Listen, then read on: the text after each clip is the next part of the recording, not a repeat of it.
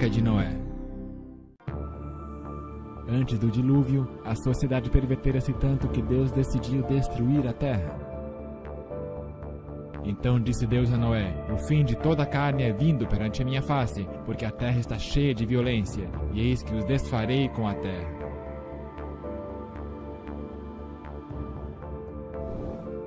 O Senhor escolheu Noé, um homem de Deus, para construir a arca onde o mundo poderia ser salvo juntamente com os animais. Noé pregou a conversão por 120 anos. Entretanto, apenas 8 pessoas renderam coração a Deus e entraram na arca. A chuva caiu e as pessoas procuraram por um lugar mais alto. Se agarraram na própria arca.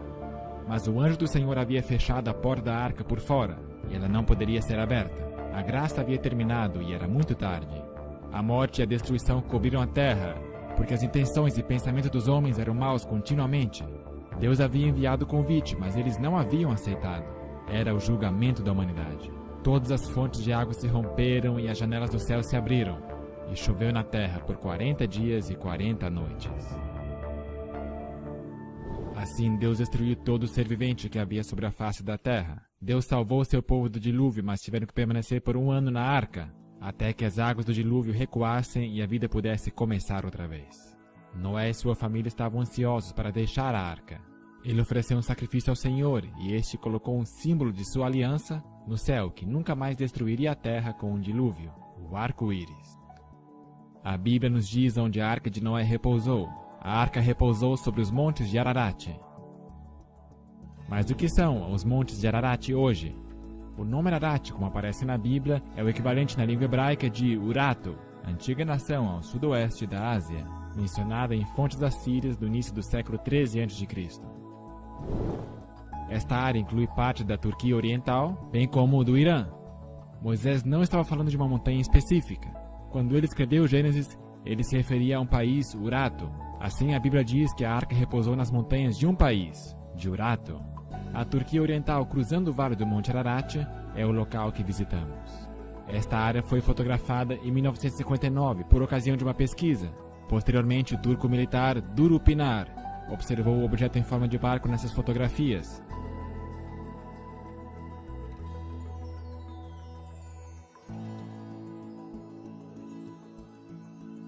Em 1960, um grupo americano também viajou para o local, e eles concluíram prematuramente que seria uma formação natural. Naquele mesmo ano, a revista Life publicou fotos do local. No antigo registro de civilização de Beroso o Caldeu, ele diz que ainda há parte desse barco na Armênia, ao pé da montanha dos Codieus, e que algumas pessoas levam pedaços de betume, que arrancam e usam principalmente como amuletos para espantar males. Hoje podemos olhar no mapa da Turquia e encontrar este local como Nuhun Gemizi, o barco grande de Noé. Visitando o local, pousamos próximo do lago Van, que uma vez fora o anfitrião da capital antiga de Urato, chamada Tushipa, situada ao longo de sua costa. Viajando por fora pela zona rural, nós vemos um vulcão extinto próximo da estrada. Cruzando uma montanha, nós logo vemos, ao longe no horizonte, o famoso Monte Ararat.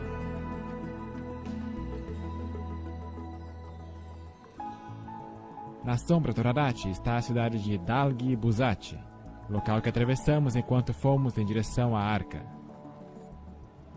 O Monte Ararat é uma bela montanha cheia de história e de escavadores monteses que buscam a arca, mas sem sucesso. Cruzando o vale, nós vemos que o governo ergueu uma placa na estrada, no Nuhun Gemizi, 5 km montanha acima.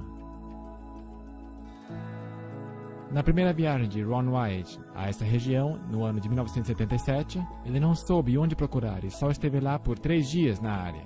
E seus filhos adolescentes oraram para que o táxi se demorasse em áreas onde eles precisassem procurar pelo local verdadeiro. E naquele dia Deus de fato atrasou o táxi.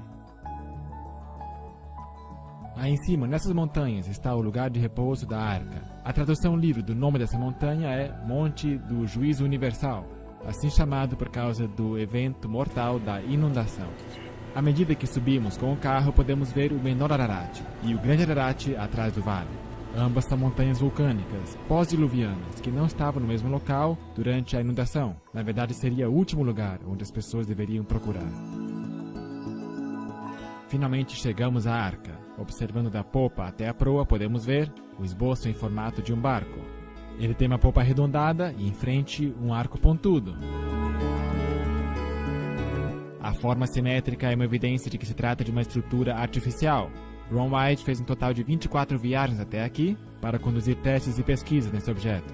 Fotografias tiradas em tempos diferentes do ano realçam características diferentes do barco.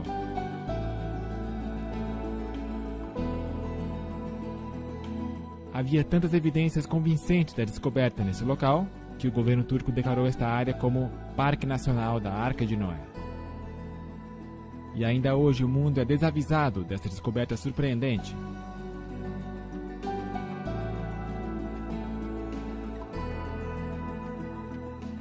Usando o programa Google Earth, podemos ver a imagem de satélite do local da arca e também do centro de visitantes ao lado, erigido pelo governo turco.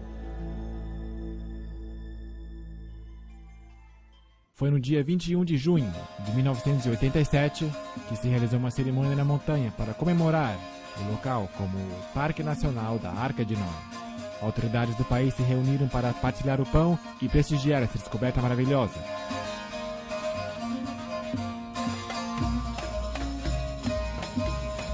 O governador, oficiais militares e outros altos funcionários participaram da comemoração de descoberta.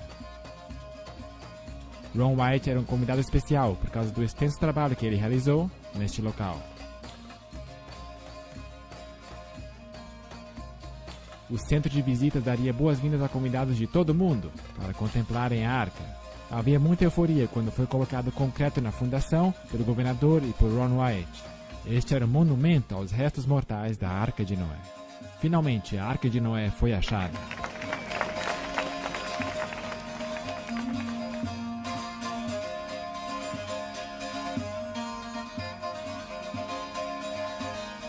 No dia seguinte, um artigo foi publicado no jornal de maior circulação da Turquia, publicando que o grande barco de Noé estava aberto para o turismo.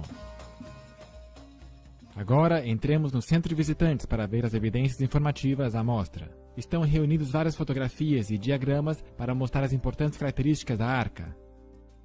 Artefatos da arca também estão à mostra, incluindo madeira petrificada e fósseis marinhos da área, indicando as pistas para a grande inundação.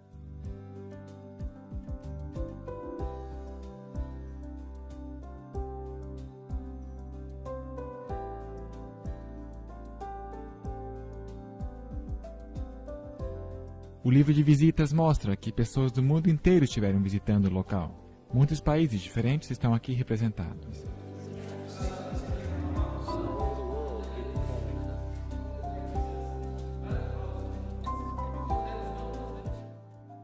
Hassan tem trabalhado no centro de visitação desde sua fundação. Ele tem morado a vida inteira numa aldeia aqui na montanha, um pouco acima da arca, e tem muita história associada a ela. A fotografia dele apareceu no jornal de Knoxville, Tennessee. Assim, o nosso grupo trouxe uma cópia plastificada para ele. Hassan nos conta agora sobre um fenômeno interessante que aconteceu sobre a arca. Em 1948, houve um terremoto à noite, e quando acordamos pela manhã, vimos que a terra fora removida, e vimos a estrutura em forma de barco. Também depois daquela hora vimos uma luz que nós pudemos enxergar naquela noite, na vila. Quando olhamos para o local da arca, as pessoas pensaram que aquelas coisas eram santas. E quando eles foram até próximo da arca, a luz havia desaparecido, não puderam ver mais nada. Depois daquele terremoto, eu vi a formação do barco e em cima, na minha opinião, uma combinação de luz verde e amarela e meio avermelhada. E várias pessoas na vila dizendo que era um lugar sagrado, que havia ouro, que nós deveríamos ir lá e escavar. Quando nós finalmente chegamos à arca, não pudemos ver mais a luz. Depois que o governo confirmou que aquela estrutura era o barco de Noé, a luz desapareceu.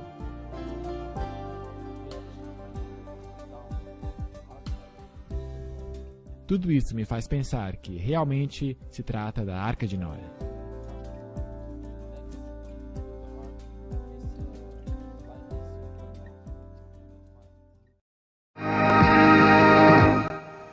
Do you believe Noah's Ark actually existed? Could the legend that sounds like a fairy tale really become proven fact? Well, the search has been going on since biblical times. And in a moment, you're going to meet some people who are positive they have found the Ark. Now, we know such claims have been made before, but a few months ago, these people came to 2020 with some new and intriguing scientific findings. We followed them to the mountains of eastern Turkey, and what you'll see is a bizarre adventure with a host of unlikely characters. Tom Gerald's story takes many twists and turns.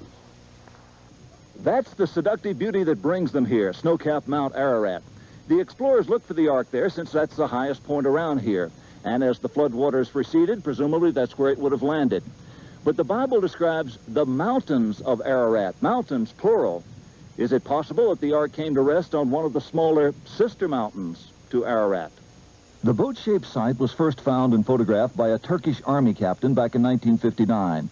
It was quickly explored and dismissed as a freak of nature. But Wyatt, an amateur archaeologist, rekindled interest in it a few years ago.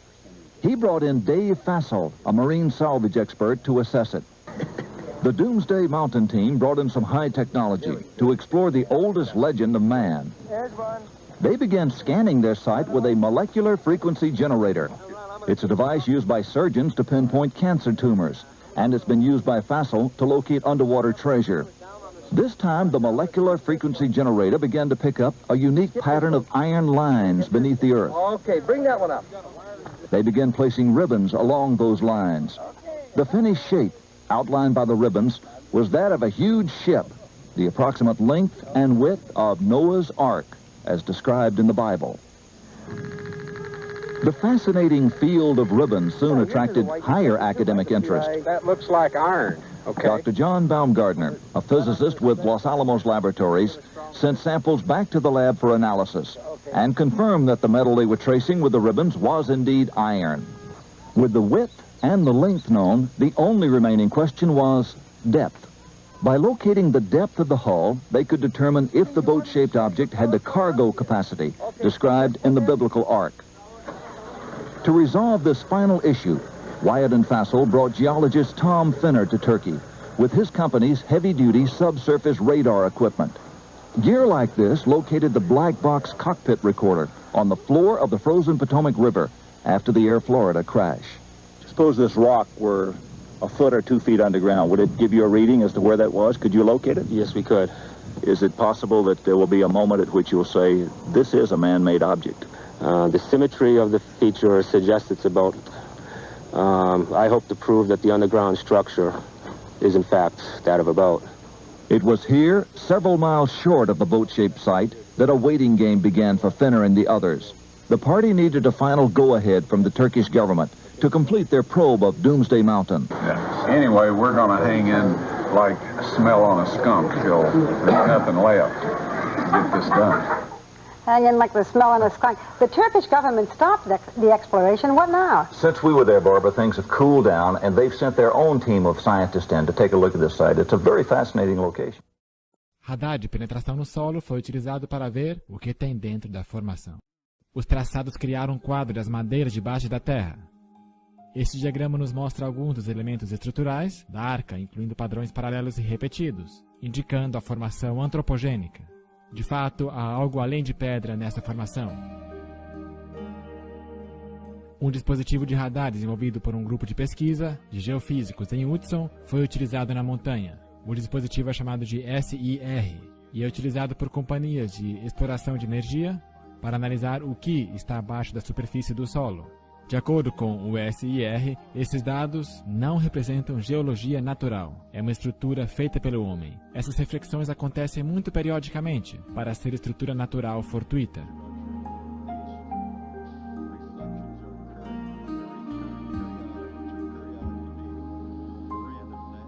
Comparado a um porta-aviões de 305 metros de tamanho, nós podemos ver que a Arca é um barco bastante grande. A Arca era um recipiente de alta tecnologia, que foi projetado para resistir a uma inundação catastrófica que destruiria a superfície da Terra. Construída com uma guilha, carlingas e âncoras de pedra, verdadeiramente era uma obra de arte, projetada para salvar a raça humana da extinção.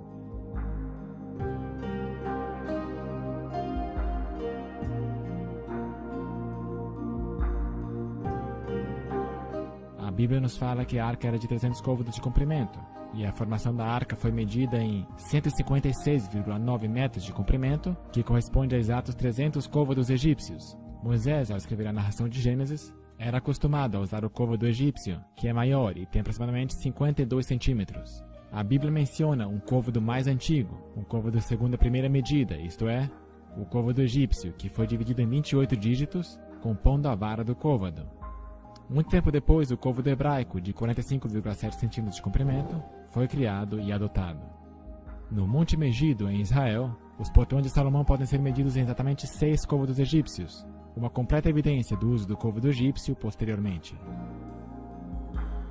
Qualquer pessoa pode ver facilmente o esqueleto da estrutura de materiais perto da popa ao lado direito da arca. Isto era parte da superestrutura da arca. Muitos navios hoje são construídos do mesmo modo. Aqui nós podemos ver frisuras verticais, que correm perpendicular ao fluxo de lama, indicando formação artificial ou antropogênica.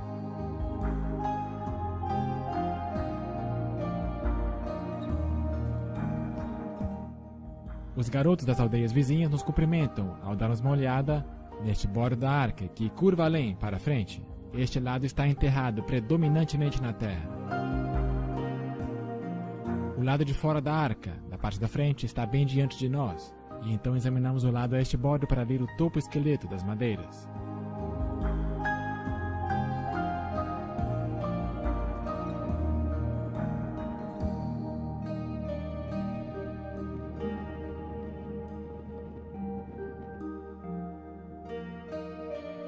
Ao longe, nós podemos ver o Monte Ararat e o Ararat menor à direita. Nós agora nos movemos para o bom bordo da arca, perto da popa. Este lado é menos conservado, mas podemos enxergar um esqueleto de madeira que chama a atenção. Foi preservado formosamente e reteve a curvatura do casco. Daqui nós olhamos mais adiante para a frente da arca e podemos ver uma perfuração grande que foi feita em 1960, quando o primeiro grupo americano veio aqui inspecionar o local. Estamos agora na área mediana da arca e nos movemos para o interior do bombordo, onde podemos ver 4 saliências horizontais seguidas. Elas são organizadas em um padrão regular, indicando construção artificial. Estas teriam sido madeiras horizontais, de apoio para o piso, estendendo-se em direção ao meio do piso. Na popa nós podemos ver a forma simétrica do barco, inclusive a saliência longitudinal, onde as cobertas teriam se desmoronado em cima de outro monte.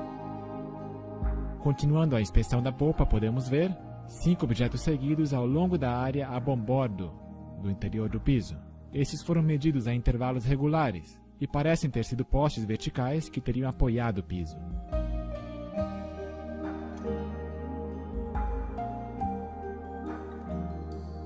A arca originalmente repousou numa área mais alta da montanha, mas foi arrastada até o seu local atual por lava que a petrificou nesta elevação de pedra. Ron White estava manuseando seu equipamento de penetração no solo diante das autoridades turcas quando ele detectou um objeto logo abaixo da superfície.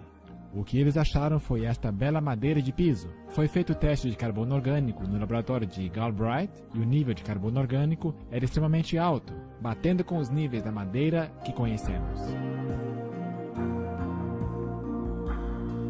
O Sr. White pôde exibir a madeira do piso no canal da CNN quando foi entrevistado na rede.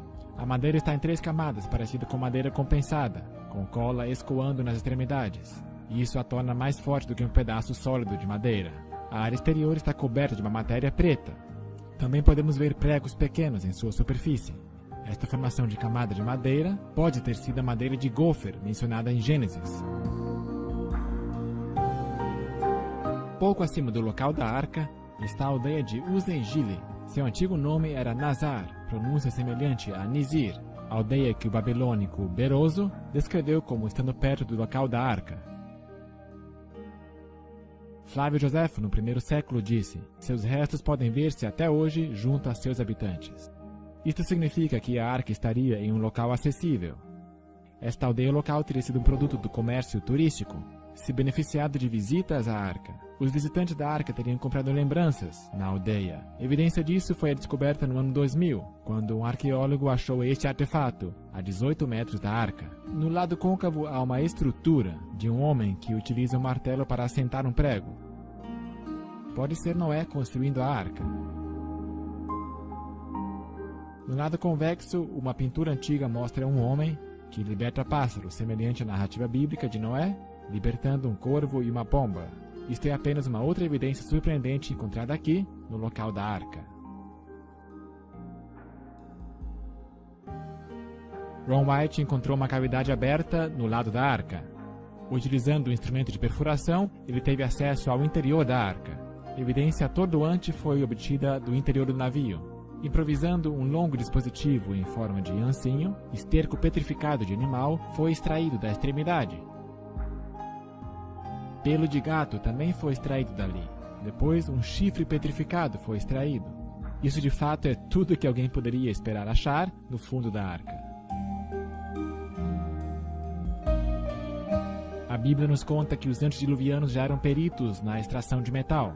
Tubal-Caim, mestre de toda a obra de cobre e ferro.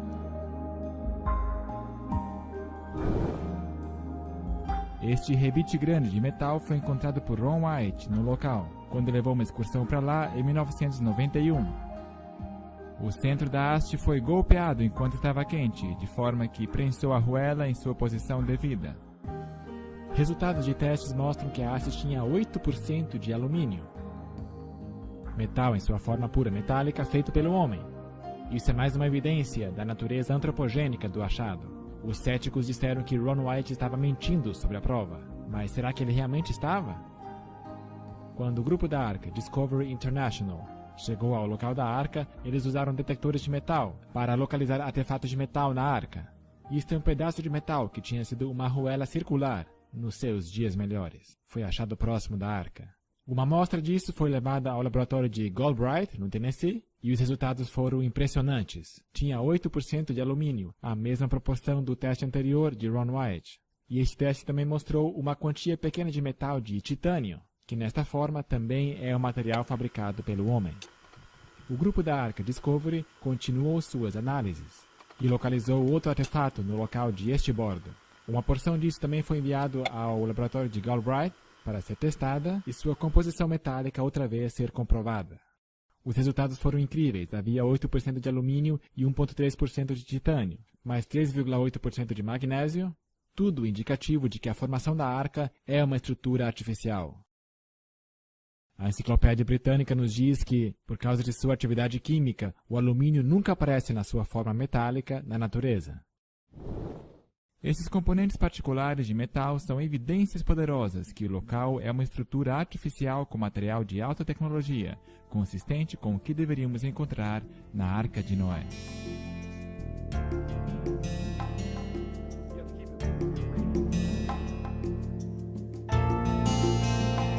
Foram achados outros artefatos de metal a piso de bom bordo.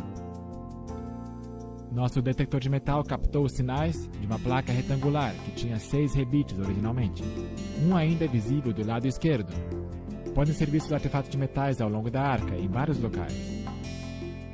Os objetos de metal têm cor diferente do material ao redor, tornando-os mais fáceis de serem localizados.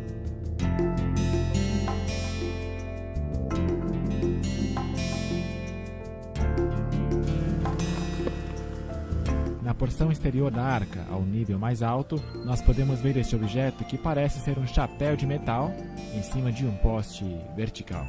Tem uma impressão de X modelada no centro. O lado esquerdo do chapéu está perdido, mas o topo e este lado mais próximo ainda estão fixos no poste. A impressão de X é indicativa de uma estrutura artificial com ângulos de 90 graus. A nossa segunda parada de táxi é a aldeia de Kazan. Um pouco abaixo, no Vale da Arca de Noé, nós prosseguimos para a aldeia de Kazan, onde porções do sistema direcional da arca foram deixadas, permitindo que flutuasse mais livremente. A aldeia era conhecida como o Lugar dos 8, chamada assim possivelmente por causa dos 8 sobreviventes da inundação. Esta é a primeira área onde Noé e sua família teriam vivido depois do dilúvio.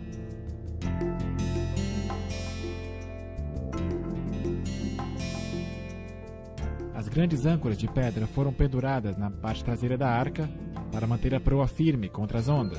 Isso criou um tipo de resistência na água, fazendo com que a parte traseira da arca, arredondada, se mantivesse estabilizada face às poderosas ondas que poderiam danificar criticamente a arca. Esta é a nossa primeira pedra âncora, medindo aproximadamente 3,30 metros de altura e mais 1,20 metros enterrados no chão.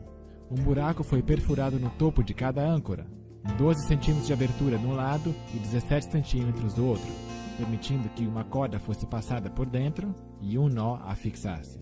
Foi projetada para ser erguida quando estivesse na água, quando pesaria menos, impedindo assim que o topo se quebrasse. O fato mais notável são as cruzes que foram esculpidas na âncora de pedra. Bem cedo, os cristãos passaram por esta área e reconheceram os objetos como artigos bíblicos da arca. Eles esculpiram então cruzes nessas âncoras de pedra, representando Noé e sua família.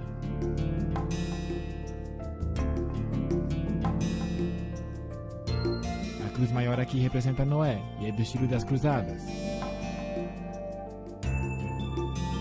A forma de diamante sobre a cruz era o sinal de Nimrod, quando ele estava vivo. O diamante representa a arca, a linha vertical, o caminho para o céu, com a linha transversal representando o céu. Âncoras de pedras menores podem ser encontradas perto do Mediterrâneo. Esta é uma das maiores que você verá fora da área da Arca de Noé. A próxima âncora de pedra está enterrada parcialmente no chão, com 5 cruzes. A cruz maior representa Noé, a próxima menor, a Senhora Noé, e as 3 menores são os filhos de Noé.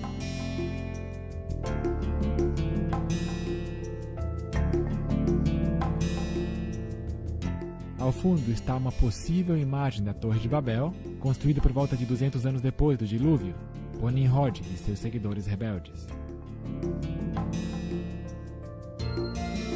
Esta pedra particular tem 7 cruzes. A 8ª de certo foi removida em algum momento da história. Esta pedra tem uma cruz grande que representa Noé. A próxima à esquerda no fundo seria a Senhora Noé, e as 3 próximas menores representam os 3 filhos, e as 3 ainda menores representam as esposas dos filhos. Não há nenhuma escultura nessa pedra, mas tem um buraco perfurado no topo. Foram achadas outras pedras enterradas, mas não estão com nenhuma inscrição. Esta pedra teve um buraco perfurado no lado esquerdo, e à direita podemos ver inscrições talhadas em um idioma desconhecido.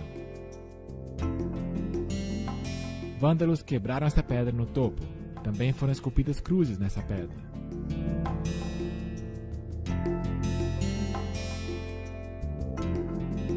Cinco cruzes estão nesta âncora de pedra. E no topo podemos ver onde o buraco foi quebrado. Fora da aldeia de Gazã, há um objeto grande que tem a aparência de uma casca de árvore petrificada, com características incomuns. As far as we know, there's nothing else like this anywhere. Nobody's ever... My goodness. It's got crosses that are very faintly carved on it. You got a big one here. You got a small one right there. One here. One here. They're harder to see over here. And this is petrified wood?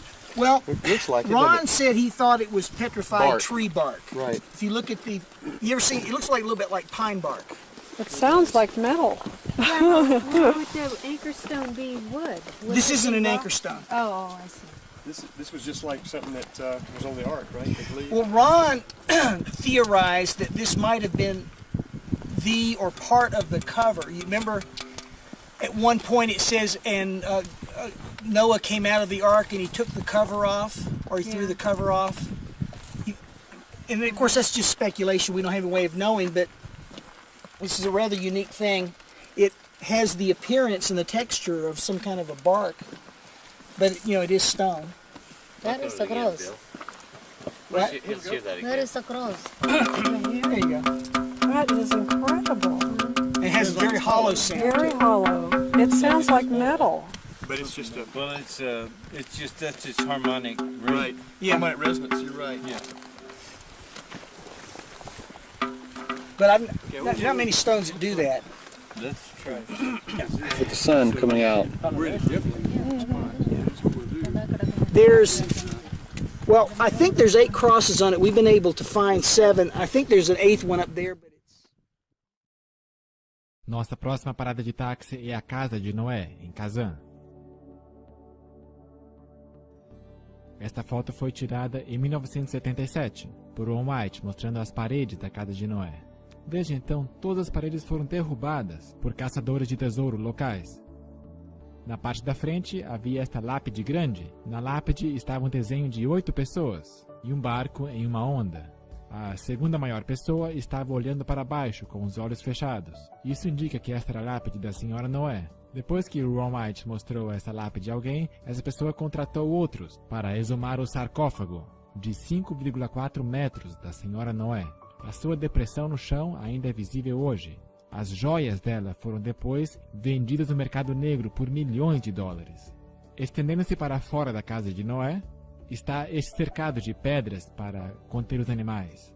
Em Gênesis nós lemos que Noé trabalhou no campo e, nesse caso, podemos ver a detenção de animais. Algumas cercas são mais proeminentes que outras, mas elas estão todas em linhas retas. Além, atrás da casa de Noé, há este altar grande, que foi usado para sacrificar animais a Deus. Tem aproximadamente 3 metros de diâmetro e tem a forma de um cubo.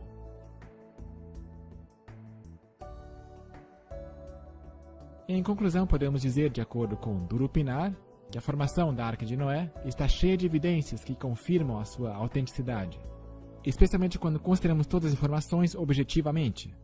Foram escritos muitos livros acerca da descoberta da Arca, foi documentado em muitos jornais e programas de TV, mas a maioria do mundo não está atenta a esta descoberta, que refuta a evolução e prova que a Bíblia é a verdade. Deus está cronometrando e também revelará isto a toda a humanidade.